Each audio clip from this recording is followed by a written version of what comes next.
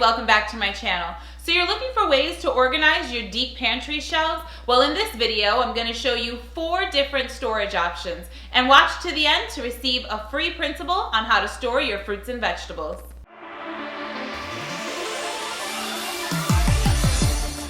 Hi guys, Shirley here. Welcome back to my channel, where I talk about topics like homeschooling and organization, just like this one. So if you're new here, I would love it if you would please consider subscribing. So this is what my pantry looks like before. On the top I have 2 really deep shelves. In the back I have some baking items, and you can see the cans just kind of go back. I have to get on my step stool about twice a week to kind of reorganize these, because if not, things just get lost. And then underneath that I have my microwave. On either side I have some bins that hold recipes and recipe books. And then below that I have 3 pull-out drawers. The first one holds our breakfast items, and you can see that the cereal lays flat. It takes up so much more room, but I just don't have the height. The second one holds like our snack items. I have bread on the shelf too. And you can just see that food's kind of piled up on top of each other. There's raisins down underneath the chips. There's bread on top of bread. And so, of course, the kids can never find what they need. On the bottom is where I have some vegetables, onions, potatoes, Ziploc bags, my overflow of rice I keep down there. So I started by taking everything out, just like I did when I did my corner cabinet. It's just helpful to take everything out, have an inventory, then I cleaned it from top to bottom, and it was time to organize. The first bin that I'm using is by M Design, and it's actually for office supplies, but it fits my oils and vinegars perfectly. Next, it was time to take care of the cans, and I chose this standing can dispenser. They come 4 to a pack. I can put all my cans in here, and as I grab one, the next one will just roll down. For the second shelf, I chose these deep stackable bins. They come 4 to a pack, and I like that they're just completely clear plastic. I made sure to face all of my labels out so that when I turn this around, you can see all of the labels so that I can easily find what's inside. Next, it was time to tackle all of the cereal. I got these. They come 3 to a pack by OXO, and I really like them because they will fit the height of my shelf like I need them to, and they also fit more than just one box of cereal, so you're going to get a lot more room in your cabinet. To go with the cereal containers on the top pull-out drawer, I chose these medium white storage containers from the Container Store. They come in extra small all the way up to large, and so for the second shelf I chose the large ones to hold all of the snacks, and it's just perfect because it gives me height that I didn't have before.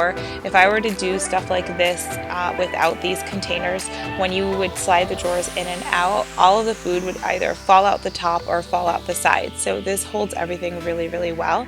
I also picked up the extra small ones because we do have some grab and go snacks, and this way I can take those snacks, put them in here, and the kids can just grab one when we're going to run out the door. For the bottom drawer, I picked up these mesh stacking bins. They come 2 to a pack, so I picked up 2 packs. I can put like my vegetables and things on the bottom and use the top one to store additional items. And since I already had these magazine racks on hand from IKEA, I swapped out my plastic ones for these just so they would match the other bins. And now for the fun part. So this is what it looked like before. You guys remember everything was just kind of thrown in here. And this is what it looks like now. I can access everything so much easier. My kids aren't bothering me to know, like, Mom, where is something? They can find everything they need so much easier.